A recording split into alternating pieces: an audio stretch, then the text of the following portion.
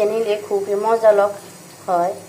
হাত যে কোনো বাঙালির হাতের দিয়ে ছুঁয়ে রান্না করলে খুবই একটা টেস্টি হয়। মাকে ভালো মতো হাতের সাহায্যে মেখে নিব, হলুদ গুঁড়ো, মরিচ গুঁড়ো, লবণ দিয়ে।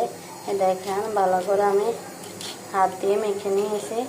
এখন এগুলা আমি পাইপিনে ওই যে তেলটা গরম করে বসাই দিছি, অলরেডি অনেকটা গরম হয়ে গেছে। দেখেন দুম উঠতেছে।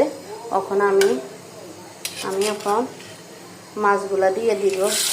এই যে মাছগুলা দিয়ে দেবে, এরকমভাবে মাছগুলা দিয়ে দেব, সবগুলা মাছ দিয়ে দেব। এরকম মুচমুচে করে ইলিশ মাছগুলা ভেজে খুবই মজার একটা খাওয়ার।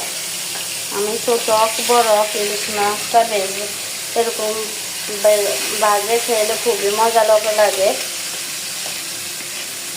ছোট ইলিশ মাছ তো বাজে মজা বেশি। বড় ইলিশ মাছ থেকে আমিও ছোট আর বড় ইলিশ মাছ মজা এটাই আলাদা। ছোট ইলিশ মাছও খুবই মজা লাগে অনেক। দেখবেন বড় ইলিশ মাছ থেকে ছোট ইলিশ মাছের স্বাদটা আরো দ্বিগুণ থাকে। অনেক সময় দেখবেন আপনারা বড় ইলিশ মাছও স্বাদ পাইতেছেন না, তো এরকম আর কি ছোট ইলিশ মাছের স্বাদ পাইতেছেন। অনেক সময় অনেক ছোট ইলিশ মাছের স্বাদ নয়, কিন্তু আমাদের এই ছোট ইলিশ মাছ আমরা অনেক খেয়েছি। এই ছোট ইলিশ মাছটার খুবই স্বাদ, মজার একটা গেরান।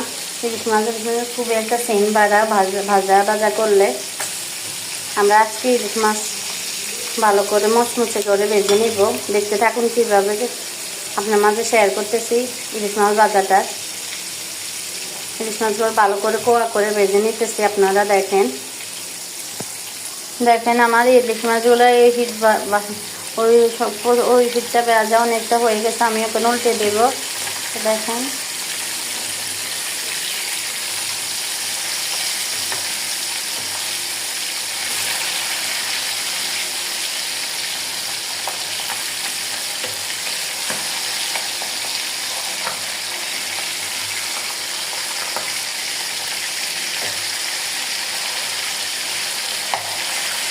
অলরেডি অনেকটা ভাজা হয়ে গেছে। এই হিটটা ভাজা হয়ে গেছে। ওই হিটটা ভাজা হলে আমরা নামাই ফেলবে। এরকম মচমচে গরম গরম ইলিশ মাছ ভাজা খেতে খুবই মজা লাগে, সুস্বাদু লাগে। কে কে খেয়েছেন ইনশাআল্লাহ কমেন্ট করে জানাবেন। লাইক শেয়ার কমেন্ট করতে ভুলবেন না, প্রচুর বেশি শেয়ার করবেন।